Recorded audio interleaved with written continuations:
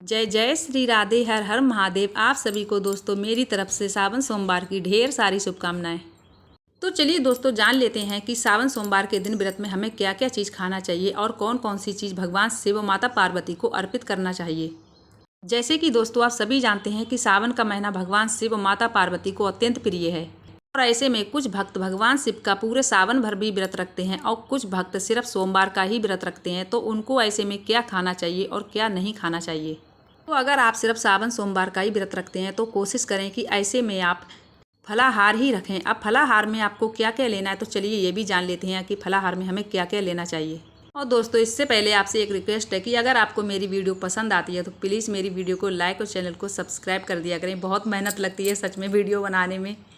और comment box में हर हर महादेव लिखना मत भूलिएगा। तो चलिए दोस्तों जान लेते हैं कि हमें फलाहार में क्या लेना चाहिए। तो देखिए हमें फलाहार में जैसे कि केला है, सेब है या हम जो भी मौसमी फल है हम उनको ले सकते हैं, लेकिन हमें फलाहार में यही लेना चाहिए। और मिठाई में देखिए हमें सफ़ेद मिठाई जो कि बर्फ़ी, आप सफ़ेद में कुछ भी ले सकते हैं, जो कि भगवान शिव को सफ़ेद मिठाई ही पूजा में लगती है, उन्हें अत्यंत प्रिय है। तो देखिए मैंने यहाँ पर ये मिठाई ले ली। आप अपनी श्रद्धा के अनुसार जैसा आपको ठीक लगता है उस हिसाब से आप ले सकते हैं, लेकिन आप कोशिश करें कि आप सफ़ेद ही लें। लेकिन अगर आपने सावन सोमवार का व्रत रखा है तो इस बात का जरूर ध्यान रखिए कि आप मिठाई नहीं खा सकते हैं। तो चलिए दोस्तों अगली चीज़ जान लेते हैं जो कि भगवान शिव को हमें भोग में क्या लगाना है। तो अगली चीज़ है गुड़, जो कि इस बात का जरूर ध्यान रखें कि गुड़ व्रत वाले दिन नहीं खाई जाती है, इसमें नमक की तासीर होती है, तो इसको नहीं खाना चाहिए। इस बात का खास तौर से ध्यान रखना चाहिए। तो चलिए दोस्तों मैं आपको एक एक करके सभी चीज़ बताऊंगी कि हमें दिन में कौन सी चीज़ फलाहार के समय ग्रहण करना चाहिए और कौन सी चीज़ नहीं ग्रहण करना चाहिए। तो दोस्तों ऐसा भी कहा जाता है कि सावन के महीने में दही दूध नहीं खाते हैं, लेकिन ऐसा कुछ नहीं है। दही भी खा सकते हैं, दूध भी ले सकते हैं, लेकिन ध्यान रखिएगा कि कच्चा दूध नहीं लेना चाहिए। सावन के महीने में कच्चा दूध नहीं लेना चाहिए। और ये जो कि दही है इसको शिवालय पे भी अर्पित कर सकते हैं और इसको भगवान शिव को भी अर्पित कर सकते हैं। उसके बाद आप स्वयं भी ग्रहण कर सकते हैं। तो चलिए दोस्तों अगली चीज़ क्या है जो जान लेते हैं। तो देखिए अगली चीज़ है ड्राई फ्रूट, जो अगर आपके पास हैं तो आप इनको अर्पित कर सकते हैं, नहीं है तो ऐसा भी नहीं है कि आपको अर्पित करना ही करना है। तो चलिए दोस्तों अगली चीज़ जान लेते हैं, जो कि अगली चीज़ है ड्राई फ्रूट। अगर आपके पास हैं तो आप ज़रूर अर्पित करें, नहीं है तो ऐसा भी नहीं है कि आपको अर्पित करना ही करना है। तो जैसे कि दोस्तों आपके पास जो भी चीज़ है उसी के साथ भगवान शिव का पूजन कर सकते हैं। तो चलिए अगली चीज़ जान लेते हैं दोस्तों, जो कि है दूध। दूध ये उबला हुआ है, उबला हुआ दूध हम ले सकते हैं। ध्यान रखें कि हमें कच्चा दूध का सेवन नहीं करना चाहिए। अगर आपको कोई गैस उसकी दिक्कत नहीं है तो आप उबले हुए दूध को ले सकते हैं, कोई दिक्कत नहीं। तो चलिए दोस्तों जान लेते हैं अगली चीज़। तो अगली चीज़ है दोस्तों साबूदाना। साबूदाना की आप शाम के समय खीर भी बना के खा सकते हैं। अगर आपको खीर नहीं, आपको शुगर की कोई दिक्कत है जो कि आप खीर आप नहीं खा सकते हैं, मीठे में आपको दिक्कत होती है, तो आप साबूदाना की खिचड़ी भी बनाकर खा सकते हैं, जो कि कोई दिक्कत नहीं है। तो देखिए अगर हमारा स्वास्थ्य ठीक नहीं है तो हमें ऐसा नहीं है कि हमें वो चीज़ लेना ही लेना है जो हमारे स्वास्थ्य के लिए ठीक नहीं है। तो चलिए अगली चीज़ देखते हैं दोस्तों क्या है। अगली चीज़ है ये घी, देसी घी। चाहे तो हम थोड़ा ही हमें लेना चाहिए, लेकिन शुद्ध देसी घी ही व्रत वाले दिन हमें लेना चाहिए। और ये है लौकी, जो कि अगर आपको पसंद है तो आप इसका भी हलवा बनाकर जरूर खाइए, व्रत में ये भी खा सकते हैं। इन सभी चीज़ों के साथ भगवान शिव माता पार्वती को पहले हमें भोग लगाना चाहिए, उसके बाद ही स्वयं खुद ग्रहण करना चाहिए। अब देख लेते हैं अगली चीज़ क्या है। देखिए अगली चीज़ है आलू, जो कि व्रत वाले दिन हम आलू की भुजिया बनाकर खा सकते हैं, सेंधा नमक के साथ भी ले सकते हैं। लेकिन आपको किसी प्रकार से कोई परेशानी है जब आपको सेंधा नमक लेना चाहिए, वरना सेंधा नमक नहीं लेना चाहिए। जैसे कि मान लो आपको शुगर है तो आप मीठा नहीं ऐसे में खा सकते हैं, तो आप आलू के साथ सेंधा नमक मिलाकर आप खा सकते हैं। तब आप आलू की और सेंधा नमक की हरी मिर्च की भुजिया बनाकर खा सकते हैं। लेकिन कोशिश कीजिएगा अगर आपको किसी प्रकार से कोई परेशानी है तभी आप नमक का प्रयोग कीजिएगा।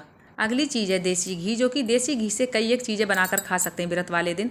तो देखिए देसी घी के साथ हमें खीर का हलवा भी बना सकते हैं। और यह है काली मिर्च और जीरा, जो कि इनको दोनों को पीस कर पाउडर बनाकर आलू की भुजिया बनाकर सेंधा नमक और ये पाउडर मिलाकर खा सकते हैं, अगर आपको किसी भी प्रकार की परेशानी है, शुगर की परेशानी है।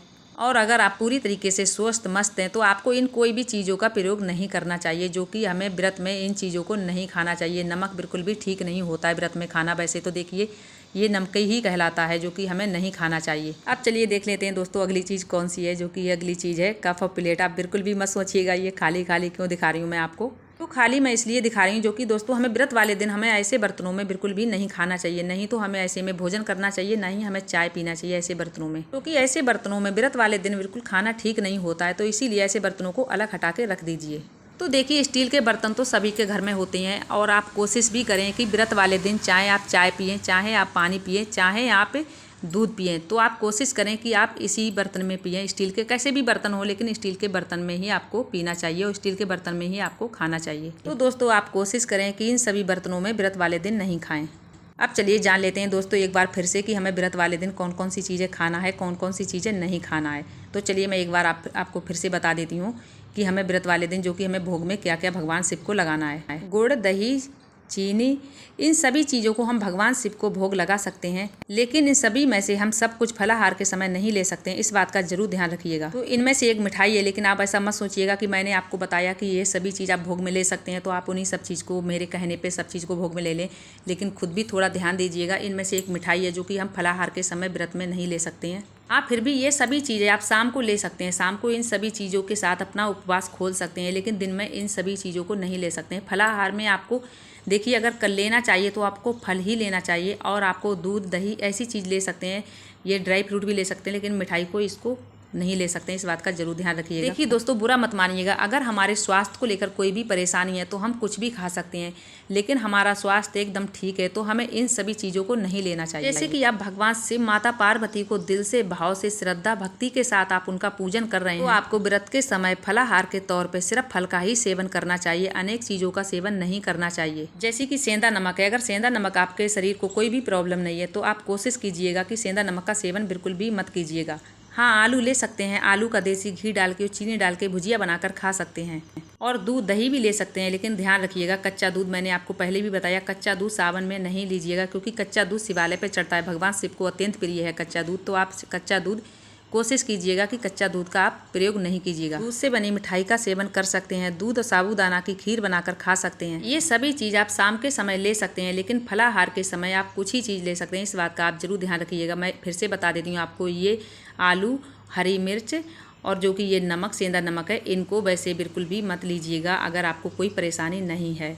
इस बात का बिल्कुल भी आप बुरा मत मानिएगा। और सोमवार के दिन ये सभी चीज़ों के साथ भगवान शिव, माता पार्वती को भोग बनाकर जरूर लगाइएगा और स्वयं खुद भी ग्रहण कीजिएगा। और एक बार मैं इन सभी चीज़ों को फिर से आपको ध्यान से दिखा देती हूँ, आप ध्यान से देख लीजिएगा। देखिए जो कि कप है, हमें कप का बिल्कुल भी व्रत वाले दिन प्रयोग नहीं करना है, इसको अलग हटा के रख देना है। इन चीज़ों को अगर कोशिश करें कि इन चीज़ों को अलग हटा के ही रख दें। कोशिश यही करें कि भगवान को आप ज़्यादा से ज़्यादा स्टील के बर्तन में ही बनाकर और स्टील के बर्तन में ही भोग लगाएं। और सावन के दिनों में, चाहे सावन का सोमवार हो चाहे सावन के दिनों में, आप भगवान शिव को सफ़ेद मिठाई का भोग जरूर लगाएं और साथ में ऋतु फल का भी भोग लगाएं। देखिए वैसे तो ये सभी चीज़ें, गुड़, दही, जो भी चीज़ें, हम सबका, लौकी, ये सभी चीज़ का भोग लगा सकते हैं, लेकिन कोशिश यही रखें अगर सब चीज़ आपके पास नहीं है तो आप भगवान शिव को मिठाई, सफ़ेद मिठाई का भोग जरूर लगाएं। तो आज की वीडियो दोस्तों मेरी यहीं तक थी। उम्मीद करती हूँ कि आपको ये वीडियो पसंद आई होगी। पसंद आई हो तो मेरी वीडियो को लाइक, चैनल को सब्सक्राइब जरूर कर दिया करें और कमेंट बॉक्स में हर हर महादेव लिखना मत भूलिएगा। मिलूंगी अगली वीडियो में, जब तक के लिए जय जय श्री राधे।